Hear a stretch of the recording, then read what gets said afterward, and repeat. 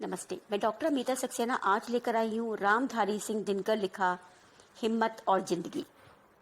कभी दिया देखा है आपने?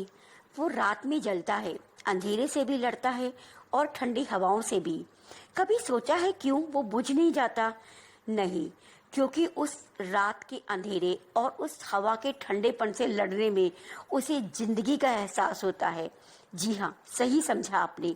जिंदगी का अर्थ है संघर्ष, यानी कि संग के साथ हर्ष। जब आप संघर्ष करेंगे तभी आपको हर्ष यानी कि सुख का अनुभव होगा। जो फूलों की कोमल छांव में बैठा है उसे क्या पता जीवन क्या है। अगर आपने माँ की गोद में ही अपना पूरा जीवन बिता दिया तो आपका धरती पर आना ही बेकार है।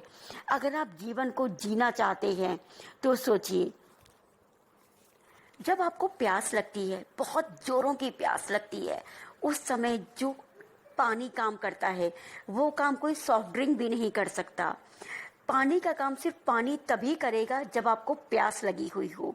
बिल्कुल वैसे ही दवाई बीमार पर असर करती है। अगर आपको भरे पेट में रसगुल्ले दिखाओ या कोई और आपकी फेवरेट डिश, आपका मनपसंद खाना दिखाओ, आपका इतना पेट भरा हो आप खाने की तरफ देखना भी नहीं चाहते। लेकिन जब आपको भूख लगी हो तो आपके रात का बचा हुआ खाना भी आपको स्वाद देता है। कहा भी गया है ना, भूख ना देके बासी भात, नींद ना देके टूटी खात। यहाँ पर रामधारी सिंह दिनकर जी ने यही कहा है, जीवन का स्वाद हमारे कठिनाइयों में ही छिपा है। जो इंसान रेगिस्तान में है, पसीने से तरबतर है, उसे पानी भी अमृत लगेगा। लेकिन जो वातानुकूलित एसी के कमरे में बैठा है, वो चाहे दूध पिए या मैंगो शेक पिए, उसे वो स्वाद मिलेगा ही नहीं। यहाँ रेगिस्तान को आप जीवन मान के चले, हमारा जीवन भी कुछ ऐसा ही है। हमें संघर्षों के साथ ही रहना है।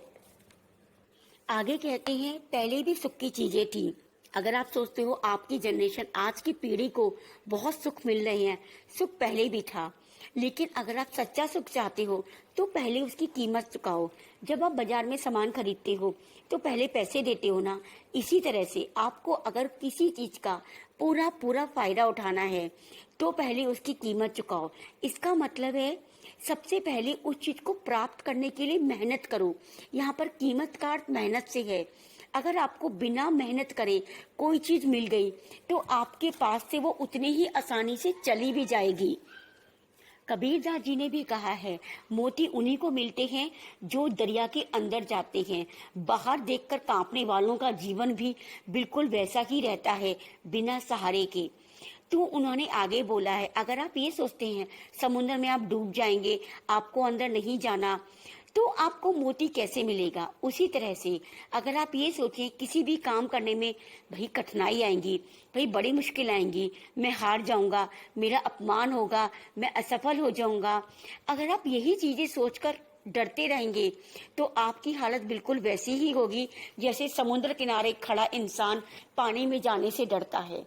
लेकिन अगर आपने सोच लिया अब सर कटे या भुजाएं, हमें तो शहीद होना ही है, अगर आपने ये सोच लिया, आप असफल हो या आप कुछ भी हो, आपको निराश नहीं होना, कोशिश जरूर करनी है। अगर आप कोशिश करने पर आ गए तो मोती तो आपको मिलेगा ही मिलेगा। आगे वो चांदनी की ताजगी के बारे में बताते हैं। आपने लॉकडाउन पीरियड में देखा होगा, बहुत सारे लोग आजकल छत पर घूम रहे हैं। वही लोग जो दिन भर ऑफिस में काम करते थे और उनके पास चांदनी को निहारने का समय नहीं था।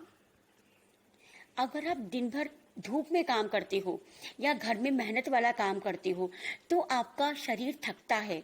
इससे आपको लगता है कि चांदनी कितनी मधुर है, चांदनी कितनी शीतल है। चांद को देखकर आपको लगता है, वो चांद चाहे नौमी का हो या एकादशी का या फिर पूर्णमासी का, आपको लगता है कोई बहुत दूर ग्रह पर आपका इंतजार कर रहा है, कोई आपको शाबाशी दे रहा है, आपने आज बहुत मेहनत करी है। तो बच्चों, अगर आपको चांदनी की ताजगी महसूस करनी है उसके लिए आपको थकना होगा।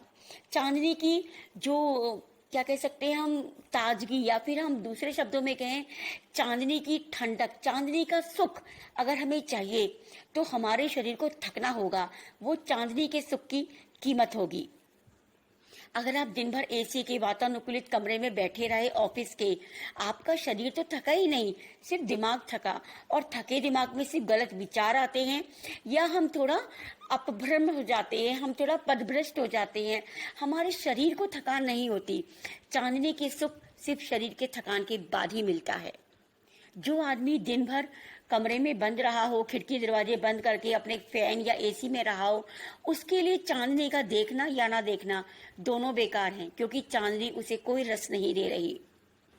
कई धर्मों में रोजा, उपवास, कई साधन बताए गए हैं अपने शरीर को शुद्ध करने के लिए। कुछ लोग ये भी कहते हैं ये आत्महत्या है, क्यों हम किसी के लिए व्रत रखें, ईश्वर हमें क्या देगा, भगवान ने थोड़ी ना कहा है संयम से रहो। गलत बात है। हम उपवास इसलिए करते हैं ताकि हमारा शरीर शुद्ध हो, हमारा जो आमाशय है थोड़ी देर के लिए वो खाली हो, और उसके बाद जो भूख लगेगी फिर हम जो भोजन करेंगे वो भोजन किसी 16 रसों से मुक्त जो हमारा भोजन होता है वैसा हमें दिखाई देगा।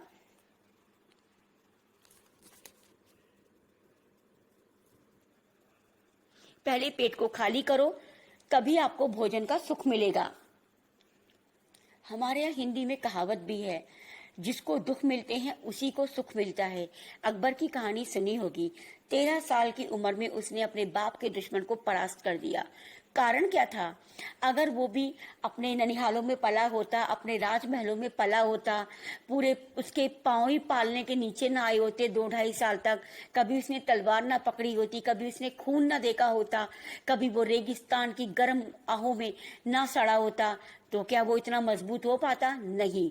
उसके जन्म के समय सिर्फ एक कस्तूरी छोड़ी गई थी। उसके पिता के पास एक कस्तूरी थी जो उसने अपने जो सलाहकार थे या जो भी सैनिक थे उनको बांटा था। दूसरा उदाहरण दिया है कौरव। कौरव पूरी उम्र महलों में पले, लेकिन पांडव जंगल में भी गए, उन्होंने कष्ट भी सहे और अनुभव भी प्राप्त किए। यही था वो जिसके कारण वो लक्षा ग्रह की मुसीबत झेल पाए, यही था वो वनवास के जोखिम को पार कर पाए, और इन्हीं का नतीजा था कि वो जीवन में सफल हो पाए। महान चर्चिल जी ने भी कहा है, जिंदगी की सबसे बड़ी सिफत हिम्मत है। आदमी के सारण गुण उसके हिम्मती होने से पैदा होते हैं। अगर आपने सोचा हम हिम्मत करेंगे, तब आप जीत ही गए। आधी लड़ाई आप तभी जीत गए। लेकिन अगर आपने सोच लिया कैसे होगा, क्या होगा, अगर आपका मन हार गया तो आप तो खुद ही हार गए। मन को जीतने के लिए आपको हिम्मत की डोज, हिम्मत की खुराक उसको देनी होगी। 2 तरह की सूरतें उन्होंने बताई हैं। एक तो वो कि हम किसी बड़े मकसद के लिए कोशिश करें, जैसे कि जगमगाती। नमस्ते, मैं डॉक्टर अमिता सक्सेना आज लेकर आई हूँ